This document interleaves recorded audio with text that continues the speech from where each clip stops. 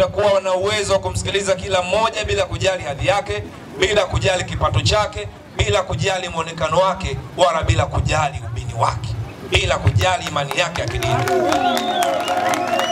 Mimi nitakwenda kumsikiliza kila mmoja wetu kuweza kuhakikisha kwamba kila mtu anakuwa mstari wa mbele katika kuhakikisha kwamba Ngara inasonga mbele na piga hatua kubwa katika maendeleo. Na mimi kama ninavyosema, ndugu zangu, mlisema mlikuwa mnataka kuwa na mgombea kijana. Kijana mnamuona mbele yenu. Mimi ni kijana kuanzia kwenye fikra, kuanzia kwenye muonekano, lakini hata kwenye umri. Mimi, ndugu zangu, tarehe 18 mwezi wa 9 mwaka huu ndio nimetimiza miaka 37. Na sasa ninaomba kuahidi kwamba nguvu yangu ya ujana nilionayo inanitosha sana kuweza kupambana usiku na mchana, iwe jua, iwe mvua, iwe mlima, iwe bonde, iwe barabara ya lami, iwe barabara ya vumbi, iwe shimo, iwe mwinuko, kuweza kuhakikisha kwamba jimbo la Ngara linapata maendeleo. Ndugu zangu, mama zangu, baba zangu, babu zangu na bibi zangu, kama mnavyoniona mimi ni kijana wenu, kijana mdogo mlimpenda.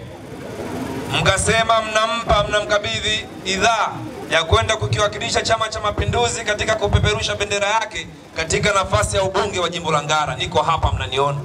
Mimi ni kijana mdogo kwa muonekano, ni kijana mdogo kwa umri, ni kijana mdogo kwa fikra, lakini vile vile ni kijana mdogo kwa nguvu.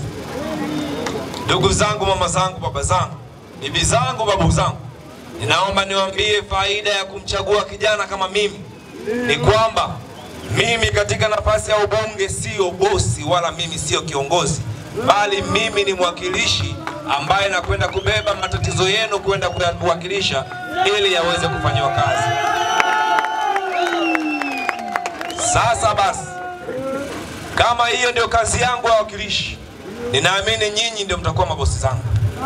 Sasa kwa sababu mama zangu umenizidi umri, baba zangu umenizidi umri, babu zangu na bibi zangu umenizidi umri, mnayo nafasi ya kuweza kuniita mkanikanya, mkaniambia kijana wetu, hiki sicho tulichokutuma, tulikutuma uende kafanye hivi, na mimi nitapiga magoti, nitaomba msamaha, nitaomba msamehe, ili tuende tukakesha maendeleo katika jimbo letu la Ngara.